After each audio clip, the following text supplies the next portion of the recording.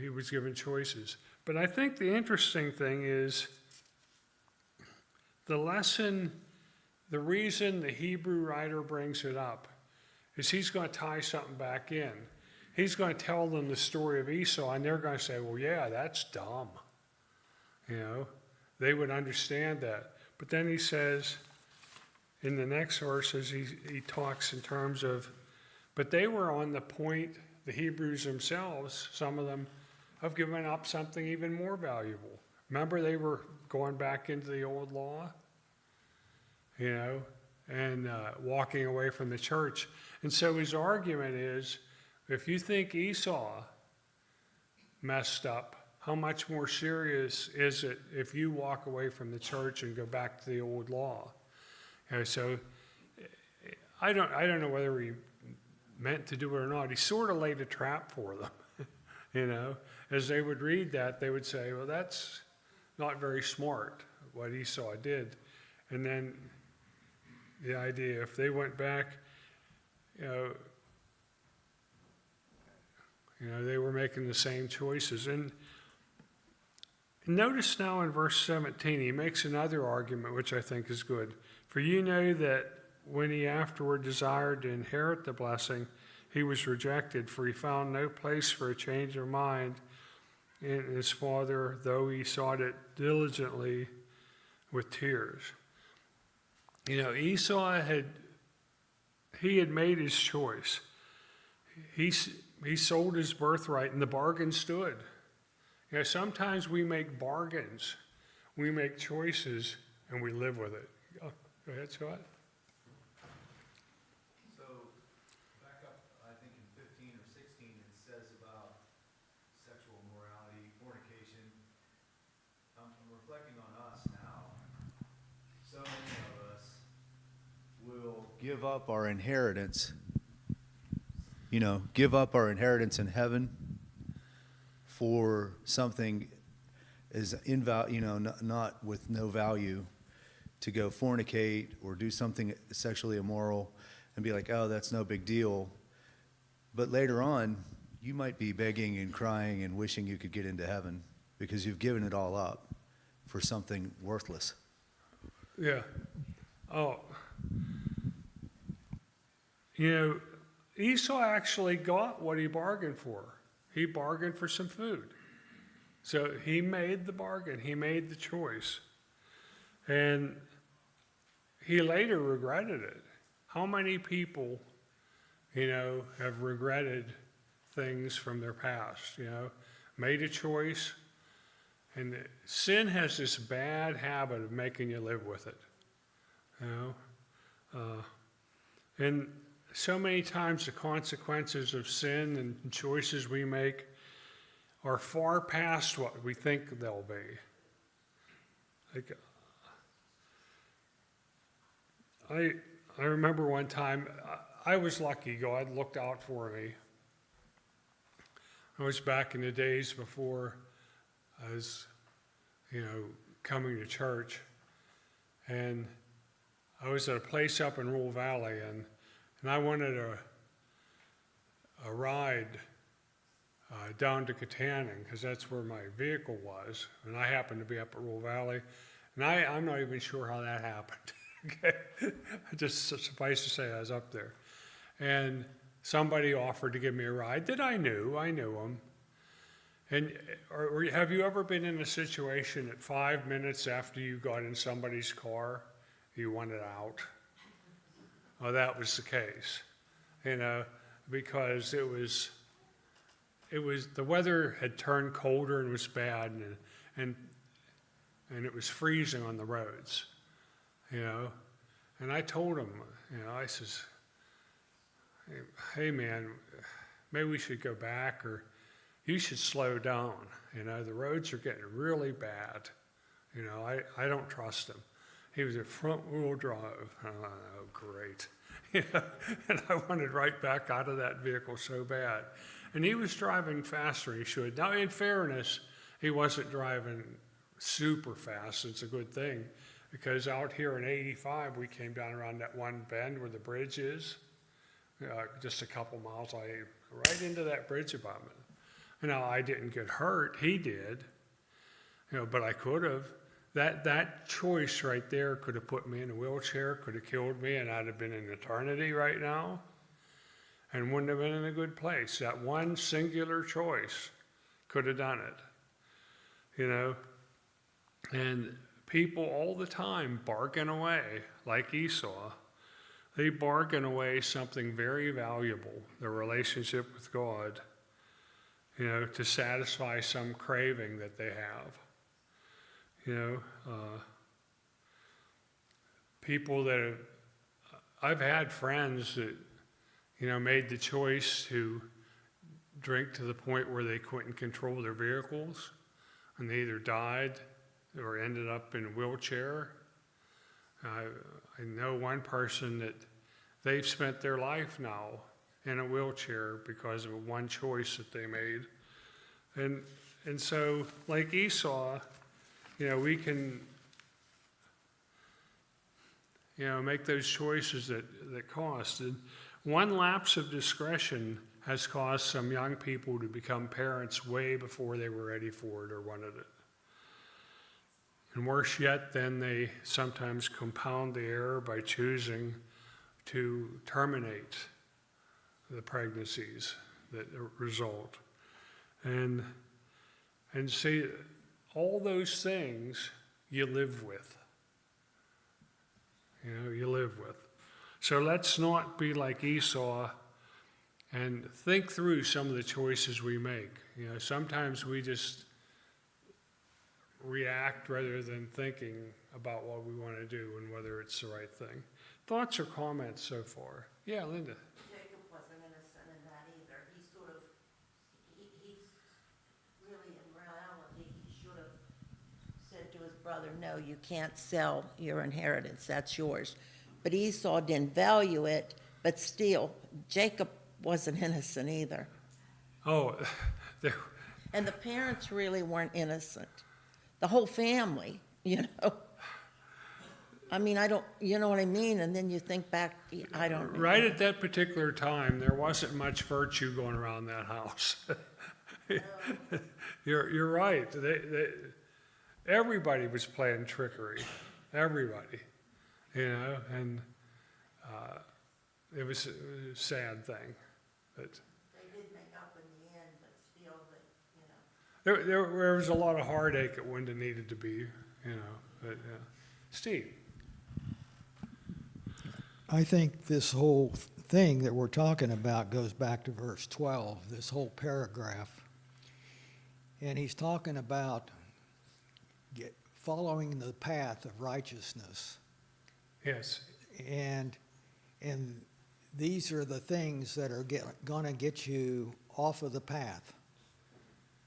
And so he's mentioned quite a few things here: immorality, anger, peace. That you're supposed to be on the path of peace, and there's all kinds of things that can lead you astray from the path that's going to get you to heaven, and you want to be on that path.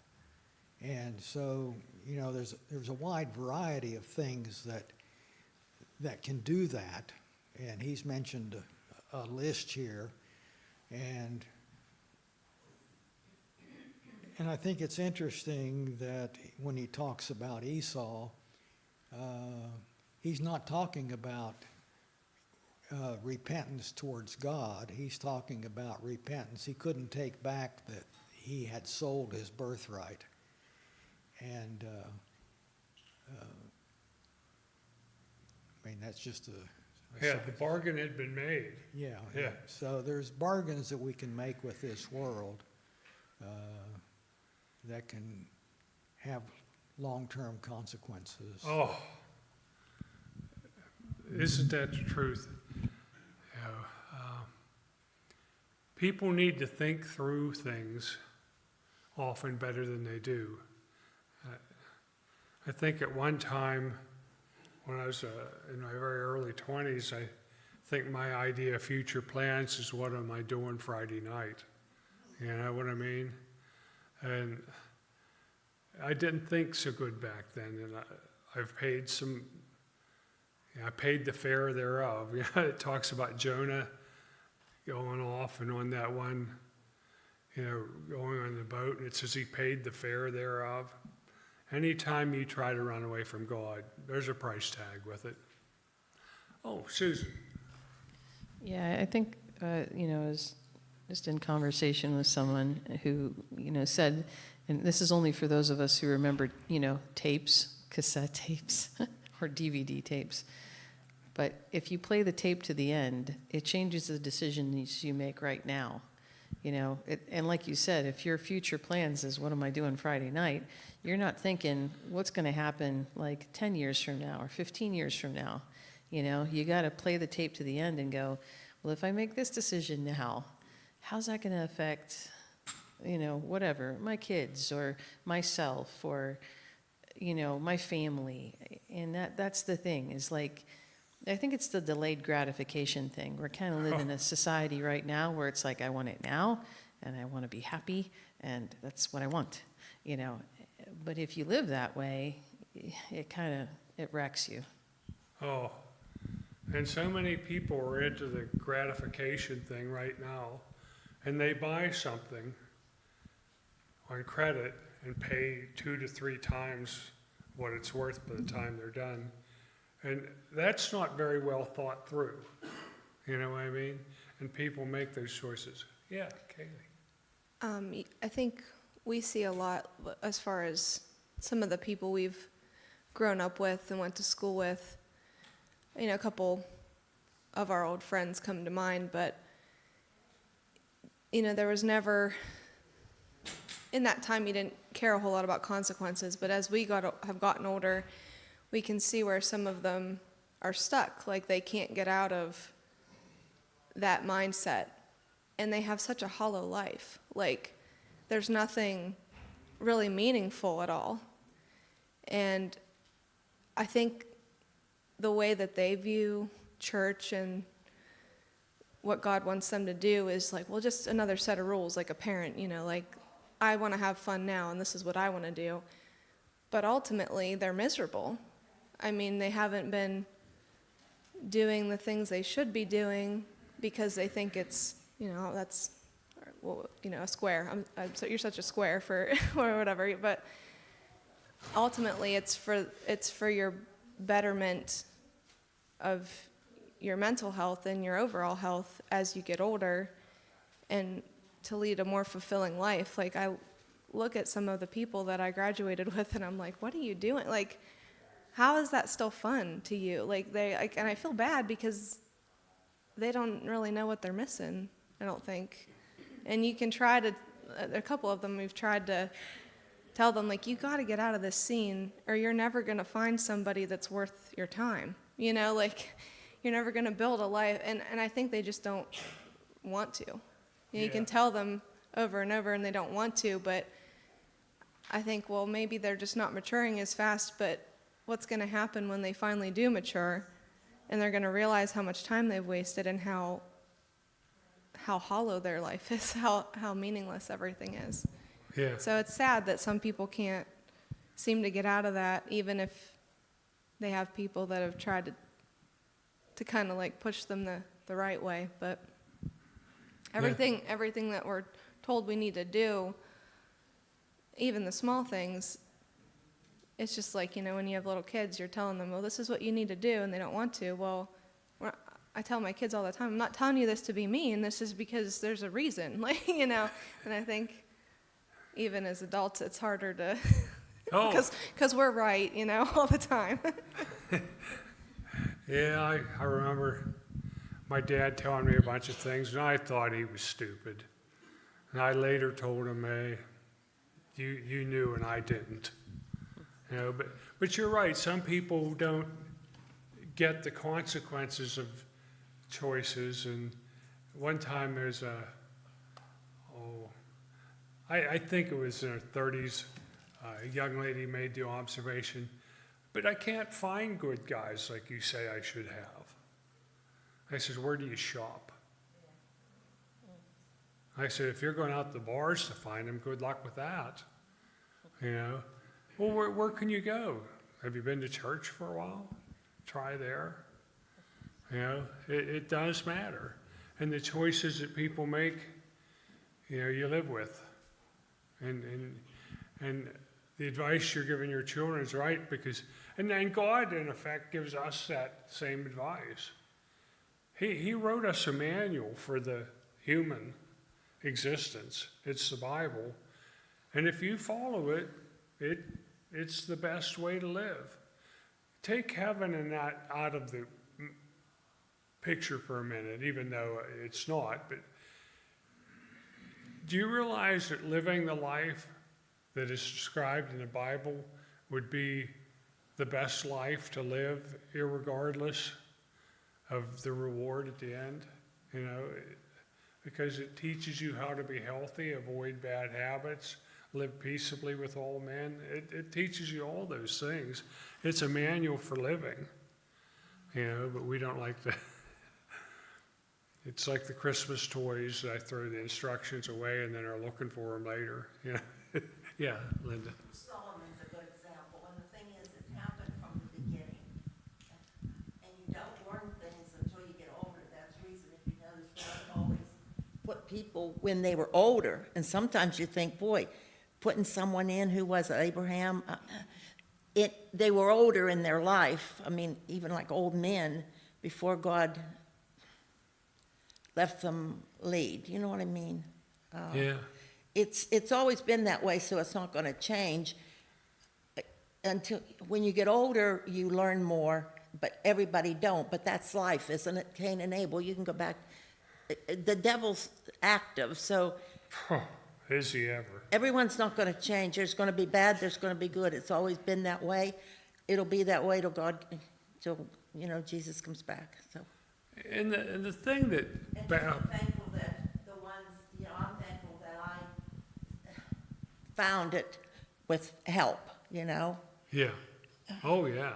But God would have made sure, if he wouldn't have did it through them people, he would have did it through someone else, because I was looking. You have to be looking and wanting.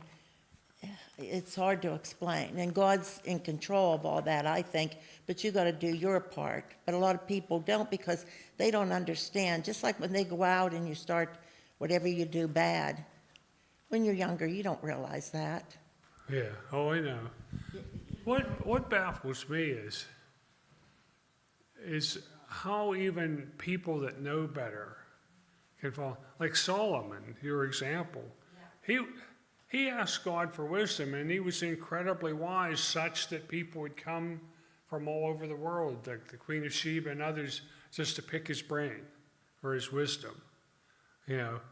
But then look what happened. Even he started falling away from some of his wives and concubines and everything. And he started later in life getting pulled away by some of them. And it's something where you have to stay diligent the whole time. And I don't know. I don't know whether it was Scott I was talking to, maybe or maybe not. I can't remember anymore. I don't think I would want that situation. I can't imagine 300 wives and 600 concubines in the bathroom.